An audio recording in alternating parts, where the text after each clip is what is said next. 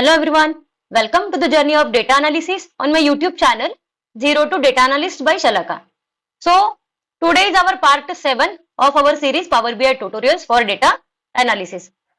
In our part 6, we have started one point formatting of visuals, and today also we are going to continue the same point formatting of the visuals. Let's see. So in our previous tutorial, we have seen these points, that is grade, values, column header and total for the formatting of visual. Now let's see the new option, that is specific column. समझो मुझे किसी particular column की formatting करनी है। अभी जैसे कि हमारी ये वाले विजुअल के अंदर दो कॉलम्स है, एक है हमारा रीजन नेम कॉलम और दूसरा है sum of the sales volume column.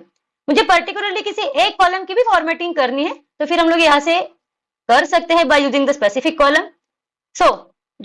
जो भी कॉलम की मुझे फॉर्मेटिंग करनी है वो कॉलम मुझे यहाँ से सिलेक्ट करना होगा बाय दिस सीरीज ऑप्शन। सो यहाँ देखो मैं सेल्स वॉल्यूम वाले कॉलम को सिलेक्ट कर रही हूँ। नाउ सेल्स वॉल्यूम कॉलम के लिए जो भी आप फॉर्मेटिंग करना चाहते हो, अगर आपको वो फॉर्मेटिंग हेडर को अप्लाई करनी है, टोटल को अप्लाई करनी है या फिर ये वैल्यूज को अप्लाई करनी है, ये ऑप्शन आप लोग यहाँ से टॉगल्स का यूज करके सिलेक्ट कर सकते हो। अभी तो यहाँ पे क्या सिलेक्टेड है, अप्लाई टू द वैल्यूज। सो ये एक ही ऑप्शन में यहाँ पे ऑन कर रही हूँ। नाउ क्या करना है, टेक्स्ट कलर चेंज करना है तो यहाँ से करो, अगर बैकग्राउंड कलर चेंज करना है तो यहाँ से हम लोग कर सकते हैं। तो यहाँ से मैं क्या कर रही हूँ, ये वाला कलर जो है वो सिलेक्ट कर रही हूँ। तो यहाँ देखो ये एक ही कॉलम के अंदर वो कलर अप्लाई हुआ है सेल्स वॉल्यूम वाले कॉलम के अंदर।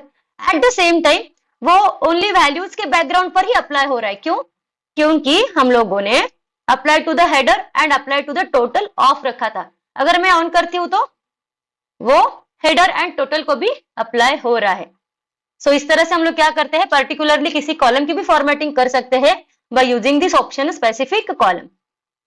अगेन अलाइनमेंट करनी है, ठीक है। अभी जैसे कि ये जो वैल्यूज है वो राइट अलाइन दिख रही है, मुझे अगर वो सारी वैल्यू सेंटर अलाइन चाहिए तो हम लोग इस तरह से कर सकते हैं। ये सारे चेंजेस अभी जो हो रहे हैं वो ओनली वैल्यूज को हो रहे हैं जस्ट बिकॉज हम लोगों ने वैल्यूज का टॉगल ही ऑन रखा है। तो मैं क्या करती हूँ ना, टोटल को भी ऑन कर लेती हूँ। नेक्स्ट यहाँ पे एक ऑप्शन दिख रहा है डिस्प्ले यूनिट्स। अभी तो यहाँ पे सेल्स वॉल्यूम की जो भी नंबर है, जो भी फिगर है वो पूरा का पूरा डिस्प्ले हो रहा है, लेकिन समझो मुझे उसे 1000 में, मिलियन में ऐसे कुछ डिस्प्ले करना है तो यहाँ से हम लोग डिस्प्ले यूनिट सिलेक्ट कर सकते हैं। समझो मुझे उसे थाउजेंड्स में डिस्प्ले कराना है। सो यहाँ देखो के आ रहा है, के मतलब 1000। सो यहाँ से डिस्प्ले यूनिट हम लोग सिलेक्ट कर सकते हैं। एंड अगर मुझे डेसिमल प्लेसेस ऐड करने हैं तो यहाँ से हम लोग ये ऑप्शन यूज कर सकते हैं, वैल्यू डेसिमल प्लेसेस।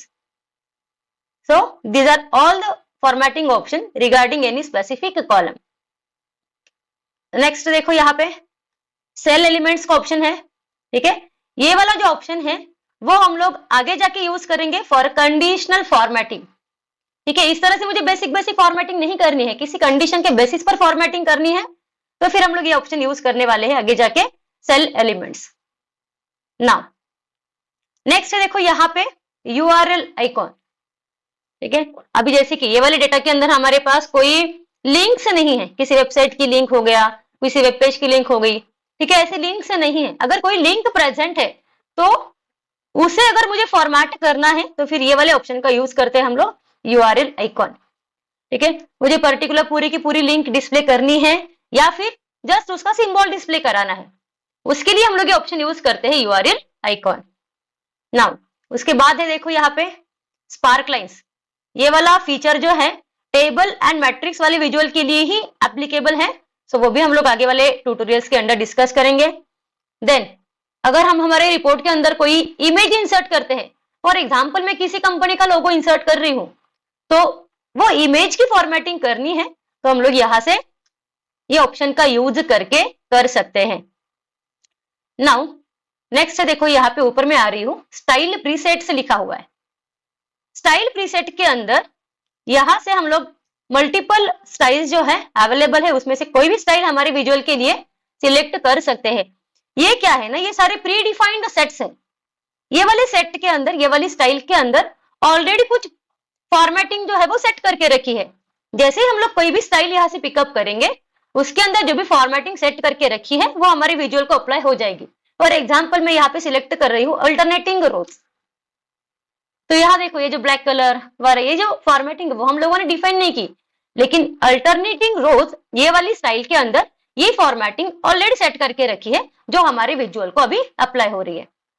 और कोई करके देखते हैं, जैसे कि ये फ्लैशी रोज। ठीक है, जस्ट आपको समझो पूरे विजुअल की फॉर्मेटिंग नहीं करनी है, कोई इनबिल्ट फॉर्मेटिंग स्टाइल यूज करनी है, सो यहां से हम लोग कर सकते हैं।